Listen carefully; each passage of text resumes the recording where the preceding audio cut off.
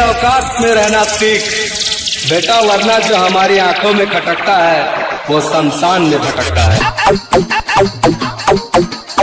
DJ Sandeep राजनिकी तमकुरी राज Kushinagar.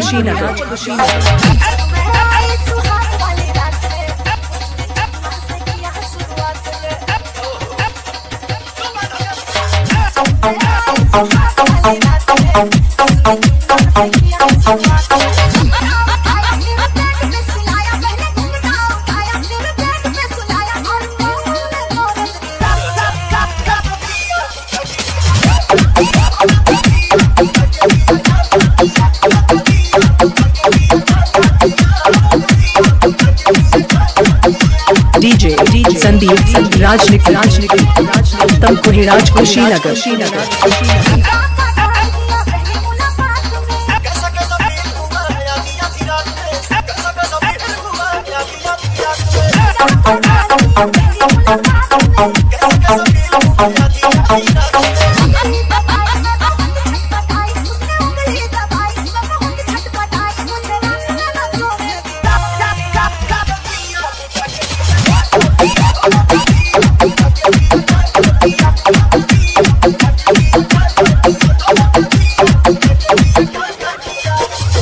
DJ Sandeep राजनिकी Ghazipur थारी ओम नगर।